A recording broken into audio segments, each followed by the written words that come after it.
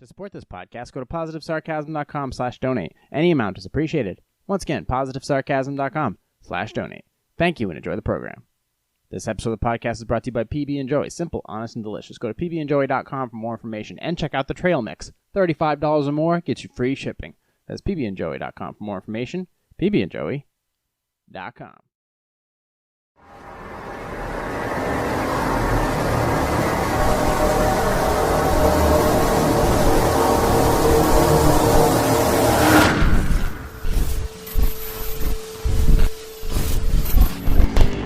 Jay here, positivesarcasm.com, recorded here from the Spare Parts Studios. Happy Sunday, everybody. This is Sunday Leftovers, the podcast.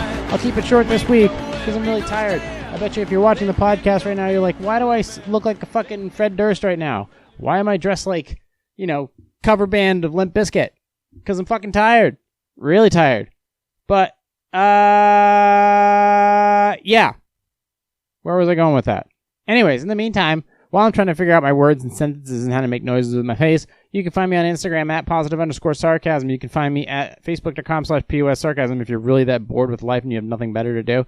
And of course, if you like being spied on, you can find me on TikTok at positive sarcasm. You can also find me on YouTube, Positive Sarcasm and Positive Sarcasm Podcast. I didn't drop any clips from last week's podcast. I haven't had a chance to.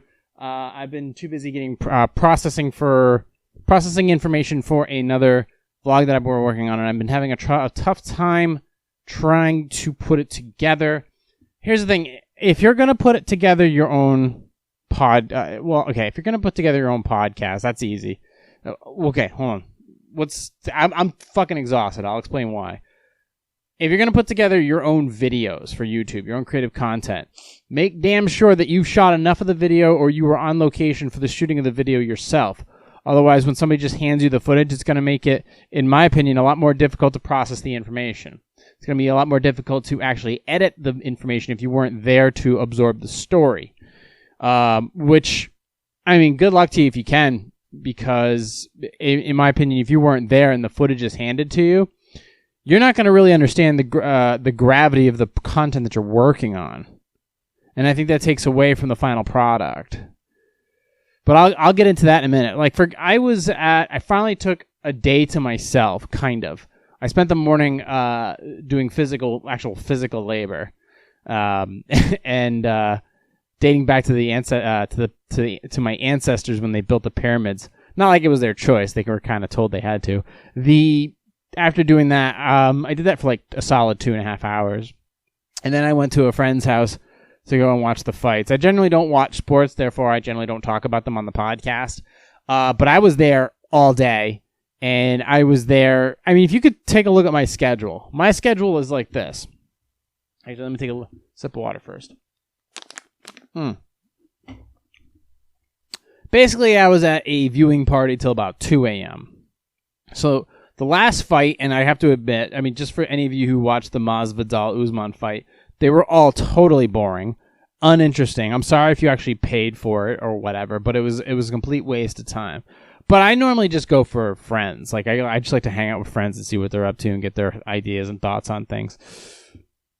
But for the most part, I don't give a shit about the sport. But when everybody left, I left around 1:30. Got home around 2. Set my alarm for 5:30.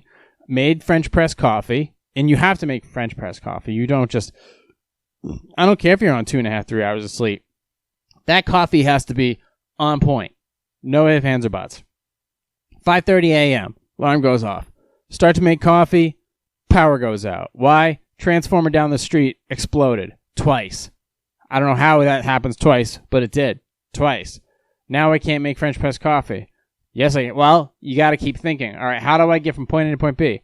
Take the pot of water. Take it outside. Put it on the gas grill and turn it on, and then make coffee off the gas grill. Bring the boiling water back inside. Make your French press coffee.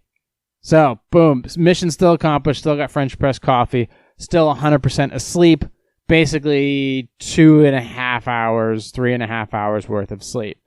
Then from there, once the power comes back on, shower, clean yourself up. From there, I have to go and shoot video because I said I was going to. I was going to shoot video in a town where there was an accident where 7 motorcyclists were killed by some dipshit fucking trucker.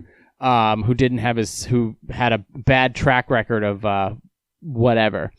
So I go up there to shoot some tribute stuff, and it's in a town called Randolph. Now, okay, where is Randolph? So from where I'm driving to? Well, if you were to go through the tolls, to get to Randolph from where I am, would take you about 2.5 hours. So I'm on 3.5 hours of sleep, if I'm lucky. And now I've got to do all this stuff, prep my gear, and then which most of it's really prepped, drive 2.5 hours through the Notch, which is notorious for erratic weather conditions. So I'm literally I've got the roof down and the pupper in the passenger seat. And then as soon as I start passing through the Notch, it starts to downpour. And then as soon as I come out into the valley, all the rain disappears. And it's just like an absolute nightmare. And I'm already exhausted as is. So that's 2.5 hours there just to do, because that's where the accident was, just so I could be there for maybe 45 minutes. 30 minutes to an hour maximum just to shoot that footage. And then, so 2.5 hours there, another 2.5 hours back, unload my gear for processing, and then sit down and do a podcast. So, I don't know what your schedule looks like. I don't know what your problems are, but I don't want to fucking hear it. Okay? I don't want to hear it at all. I made time for myself, and I had to double time it in order to get the shots that I needed. Using 3 different cameras, and you have to tough it out. You have to do the work, and I don't care how far you have to travel in order to get the footage. I've traveled 4.5 hours back and forth in one day just for a vlog, and it wasn't even the best vlog, but you have to do that sometimes. So I'm on 2.5 hours of sleep. I don't have much intelligence behind me right now, but I did it. Congratulations to me. And now I've got to edit that shit. So I've got to, once I'm done the podcast, edit that and upload that, the audio version and the video version for tonight, per usual. And maybe make a clip from last week's podcast if I get a chance. And then while the video's uploading for the podcast, get all the cameras, all the pictures that I took and the video footage that I took from one of the cameras, set it up for processing so I can edit it later. And then all that data afterwards has to get thrown into storage. So, remind me again how how big your problems are. I stress this all the time, trying to get you guys to understand that if you want to make something of your life and be of value, you got to put in a lot more effort than you can possibly understand how to put in. So I had to drive 2.5 hours one way and 2.5 hours back just today to only get a 45-minute shoot in. So and I don't want sympathy. I want you to understand this is how hard it is. This is how hard it is just to shoot this shit.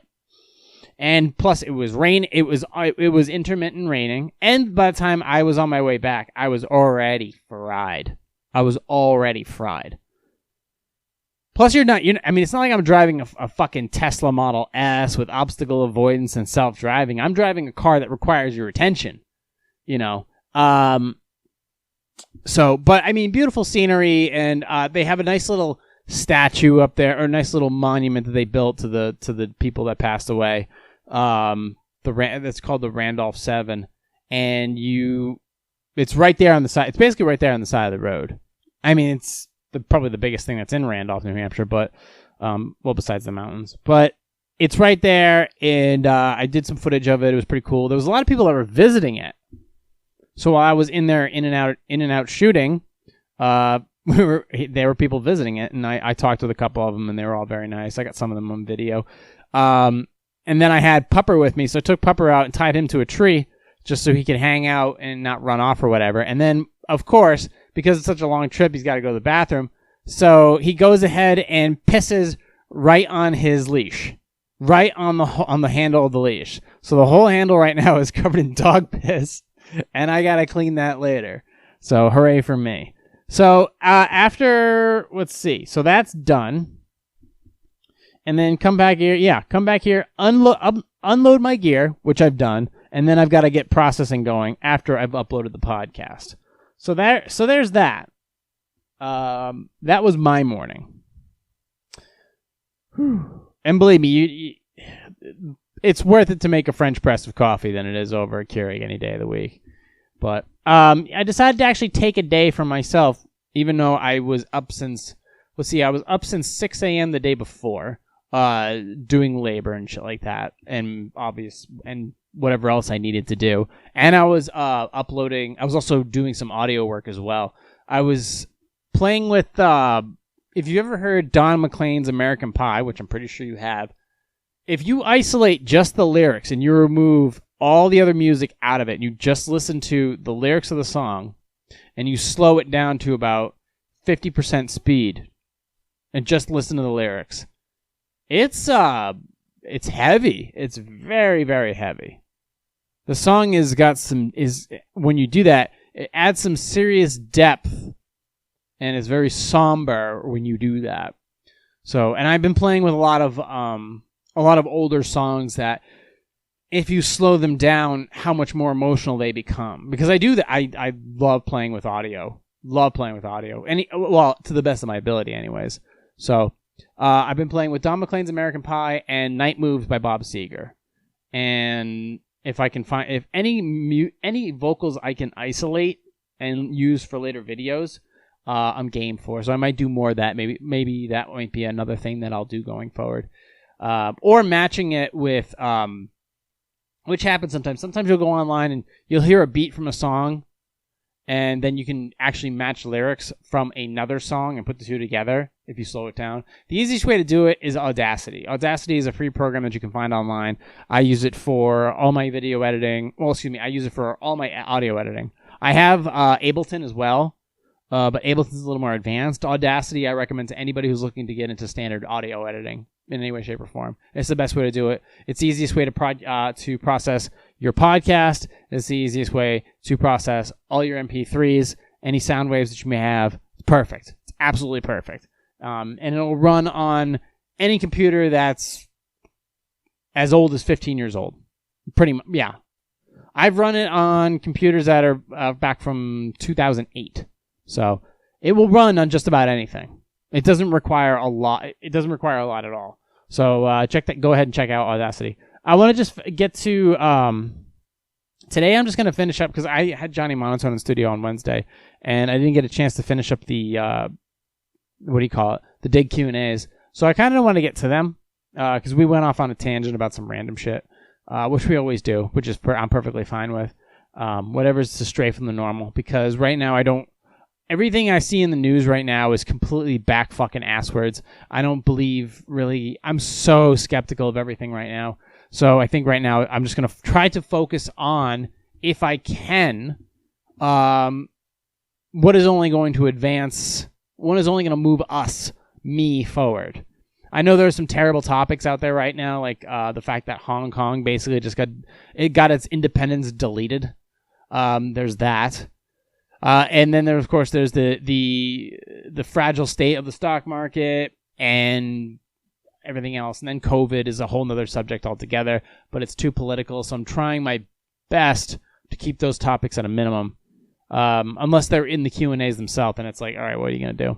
But in the meantime, we're gonna do a quick 20-30 minutes, get in and out of here. So let me continue on. This is for the Dig Q&A. You can also support this podcast also. PositiveSarcasm.com/donate. Any amount is appreciated. There's also a Cash App button link there and a Robinhood app. Should I keep proposing to my girlfriend even though she's rejecting me 4 times because my proposals weren't elaborate enough? I proposed to my girlfriend in late 2019 after 2 years together. Admittedly, now that I think back on it, it wasn't the most well thought out or planned proposal. It was mostly spontaneous and came as we were lying in bed together, so I didn't even have a ring at the time. At the time, my girlfriend said that she would love to marry me, but she had been looking forward to a more elaborate proposal. I assured her that I had sorted something out. A month later, after shopping for the perfect ring, I set some candles when she was coming home one day. I think Monica Chandler proposal and Friends. Okay, as much shit as I talked about, that was actually a really good moment for Friends. That part right there. Like, took you fucking long enough, Chandler. And asked her again. My girlfriend loved the ring and teared up with happiness. She said that she really appreciated my effort, but she meant by elaborate was something original that she could tell our kids about one day. She mentioned the name of one of her friends whose boyfriend, we both know, proposed by making a huge video montage of their time together and put it on a projector. I decided to start over, and in February I planned a 3-night trip away in our city. This time I spared no expense, ordered all the extras, 5-star hotel, a photographer, and even an opera quartet. When I asked her to marry me, my girlfriend said yes, and I thought all was well. Even when we were alone together, she gently told me that she didn't think now was the right time, and she was so worried about our future / COVID-19 and a proposal now wouldn't be a good memory for her. Since then, I've carried the ring around with me almost everywhere. At this point, I've even tried to involve my girlfriend in some of the proposal planning, asking when, where, and how she'd like us to get engaged, and what would make her happy. However, all she has told me is that she doesn't know exactly what she's looking for, and I'll know when the right proposal comes. Last week, I thought I'd bite the bullet again, and after cooking her a homemade meal, I asked her if she'd like to be my wife. She asked me if I was trying to propose, and asked her what was wrong with that. Once more, she told me that she can't wait to marry me, but it still wasn't quite the proposal she needed. I don't understand why she's acting this way and what I'm supposed to do to satisfy her with the proposal. At this point, I'm confused and running out of patience. How do I deal with this? Simple. You send the ring back, you get your money back, and you leave. Look, life is short. It's long when you make the wrong decisions, though. So my thoughts are spontaneity is a great thing. And if she has doubts in the beginning, I understand that. But if you've already proposed to her 3 or 4 times, now you're a weak male. You're a weak male, and you've already spared no expense. That's the problem. You've spared no expense. If you say you've spared no expense, you spent all your time, all your energy, and all your money, where you've already spent all your money on the ring, and then you're sparing no expense on setting up for the proposal of the ring, and she says she told you no. If she told you no, and that's the second time she told you no, guess what? It's done. It's over with. Pack your shit and get out, dude. I cannot stress it to you enough that this is not the right woman for you.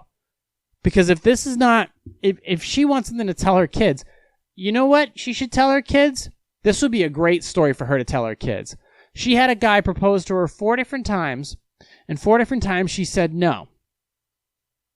And then that guy decided to pack his shit and leave. And then she can tell her kids that she had met a great guy who was willing to propose to her 4 different times, and she told him no. And looking back on it, she regrets it. She regrets every time she said no. That she let a great guy go. And she was so fucking picky that she would let you walk out the door with that giant-ass ring and all the attempts you made to make her happy. And that just wasn't enough. So she can tell her kids that. But what I'd like you to tell her is she can go fuck herself. If she doesn't want to marry you, she doesn't want to marry you. You should have got the hint the second time, dude. Dude, I get it. You're trying to be understanding, but the fact is you've already tried to propose and she doesn't want to marry you. Well, if you want to get married and if she wanted to get married, she'd just say yes and move on with it. But now she's playing with your fucking head. And you are an individual and you don't have time to have people playing with your head. So you need to leave. You need to pack it up and go. Dude, just to let you know, okay, it is a weird world out there. But she ain't the only one. She's not even close. She's not that special. And every time she says no to you, or she's trying to look at those, okay, I've been in this type of relationship. I've definitely been in this type of relationship. This is a massive red flag, and you just need to flat out run. Shut your phone, basically, tell her we're done, tell her you're done, leave, and turn your phone off. Flat out turn your phone off, and that's it. She'll be better off. Whether she agrees or not. She'll be better off, but you will have dodged a major, major bullet. Because we already die before women anyways. We already die like 10 years before chicks do anyways. So, do you want to shave off another couple years there, comprende? No, you want to pack your shit and get the fuck out. Return that ring and get whatever money you can for it. Take a nice little vacation for yourself. Sort everything out. And then reboot. Go from there. But you cannot, under any circumstances, move forward with this relationship. Well, you can't. Because she's not letting you. So there's that. So dude, cut and run. Make sure your pullout game is strong. Pack your shit and leave. There is no reason why you should subjugate yourself to this relationship any longer. It's fraudulent. This shit is so head case. It has major red flags. I get what she's looking for, and she's gonna make comparisons about other relationships and other people. You can't do that. You can't do that because, well, look, you just have to be like, listen, I'm not them. I'm not them. And never gonna be. I'm my own person. You've tried several attempts, so I'm beating a dead horse here. Pack your shit and get out before you make another stupid decision. And fucking return that ring. All right, what's the next topic? Actually, we'll do one more and get out of here. Was I wrong to cold call this is a toughie. Was I wrong to cold call a family's friend's son, whom I don't know personally, about an exciting career development program? This morning, I got an email about a terrific and free leadership program for recent college grads hosted by a highly respected entrepreneur and author. I reached out to a longtime family friend whose son fit the criteria, described the program and the author's bona fides, okay, and asked for the son's email to tell him about it directly. The friend had recently consulted me because the son was deciding whether to move to my area, so I had a reason for thinking he was open to leads from me. The family friend greatly sent the son's info, including his phone number, so I thought it'll be easier to do a quick chat and then forward him the information, even though I've never spoken to him before. When he picked up, I didn't have a practice pitch or anything. I just mentioned that I talked to his parents and gotten his phone number from them. I also gave him my full name and my parents' full names, explaining that we were longtime family friends. I asked if those names rang a bell. He laughed and said no. I forged ahead anyways, and told him there was a free career program that seemed tailored to him based on what he wrote on his LinkedIn profile. Midway through my second sentence, he says bye and hangs up on me. It was a bit of a shock. I could chalk it up to youth or entitlement, but in retrospect, it seems likely he thought I was a sales spam, even though I explained who I was. Next time, I'll ask friends to give their kids a heads up before I call, so there's a legit context and my name won't be completely meaningless. I could just forward to the family friend instead, but I'd like to err on the side of treating young adults like adults, understandable, and talking to them myself. Maybe that's a bad plan. That's what he says. Other than that, is there something else I should say or do in the future when I see possible career leads for friends, young adults, children to whom I never spoken to, when what I'm saying about the realm of a robocall? Well, maybe they did think it was spammy. Maybe if the family friends thought it was a spam or some garbage or some Herbalife or whatever Beachbody pyramid scheme bullshit, then they shouldn't have given out the info to begin with, and they should have consulted with that person. If the person thinks that it's a spam and hangs up and all that jazz, then okay, fine. I mean, the idea is if you are gonna be in that sector, you are cold calling, and cold calling is you're gonna get a lot of hang-ups. I wouldn't get too upset about it. I would just kind of leave it alone and go from there. Just move forward. You gotta learn how to be like a Nintendo and have a hard reset button with these types of things. And the kid's young. He doesn't know any better. He's just protecting his own best interest, and he's possibly protecting his own time management. And obviously, it's listening to you to somebody he doesn't know. It's like, all right, fuck it. Then maybe he's just going to hang up and move on with his day. The idea, though, that I find it interesting that he says he doesn't know who those people were, but you forged ahead anyways. But you were just doing the thing where, all right, well, since I got you on the phone, let me chat with you real quick. But he hung up on you. But I think I'd just leave it as that. It's nothing personal. He just didn't believe who you were to be faith to, what do you call it? He didn't take you for your word, and he just hung up on you. Okay, well, that's perfectly fine. You get hung up on. People are going to hang up on you constantly. People are going to call you all kinds of things, and you just kind of have to, if you're going to be doing this type of thing where you're going to be cold calling people, which is what a lot of businesses do, you kind of just need to accept it and move on. I wouldn't think about it any further than that. I mean, if you see the person in general, maybe you can reintroduce yourself and apologize, but don't bring up the career plan again. And maybe don't deal in friends and family next time. That might be a good idea. I personally don't like doing that. Unless it's like guaranteed that they're going to make money. Like if you're going to give them, like say if you have like a Stash account or a Cash App or a Venmo, and you just give them your account information. It's like, look, sign up for Venmo or whatever, and you get like, I don't know, $5 free or something like that. That's different. Career opportunities. Well, career opportunities might be few and far between, so that might be something to look forward to. And if you're on LinkedIn, you're going to get, well, LinkedIn's kind of hot garbage right now anyways. I get hit up for all kinds of weird shit, and people just request me, and it's like, hi, I'm this, and do you want to know more information? It's like, no, I don't. I actually don't really care. I actually just set my LinkedIn profile to private because I don't use it enough. Like, it's all cleaned up and everything like that, but it's not serving me any purpose, so it's like, I think, it just says, I'm like, fuck it, I'm not doing anything with that shit, so I just set it to private. That way I don't really have to think about it. Everything else, of course, is still 100% public. So if you guys want to go ahead and check that out, you can. Fuck, this is what 3.5 hours, 2 p.m. to 3:30 to 5:30. That's 3.5 hours. This is what 3.5 hours looks like. Okay. We'll do a short one, then we'll get out of here. How can I dissuade my husband from booby-trapping our driveway to deter neighborhood boys from biking on it? 2 young brothers race their bikes on our cul-de-sac and come to a skidding stop at the end of our driveway. This drives my husband crazy. He has to re-rake our gravel every time. He wants to bury planks of wood with nails protruding from them to deter the boys. I'm having a hard time convincing him why he shouldn't. Simple. If they get hurt, you're liable. Period. If those kids land on your property, I think in most states has to be like, if you want to escape liability, you have to have posted signs saying you're on private property and fenced areas so that people don't trespass on it. So that's to avoid, I think, standard liability. But if say those kids go by your drive onto your property, crash and hurt themselves just with the regular gravel, you can still be held liable in some states. Actually, in a lot of states, because your property is open.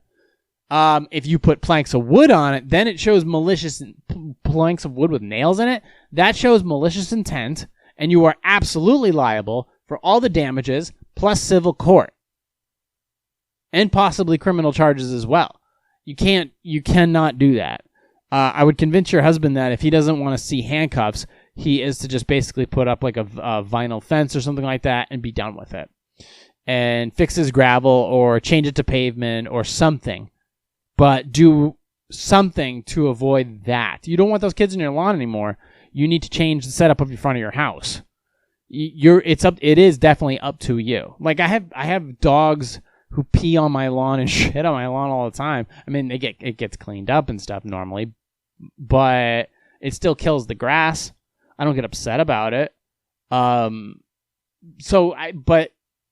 And yes, believe me, I think every house should have some type of thick picket fence or rock granite divider, anything to make the general public understand that once you walk on this part, you're now on private property, and it helps take away the liability from you.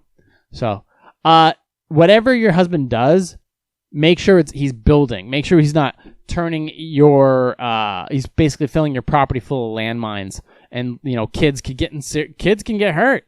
So you can't do it as maybe it's not good to see people get hurt. Well, sometimes it's fun to see it, but I mean, for the most part, you don't want to see a bunch of 10-year-olds or whatever get hurt on your property.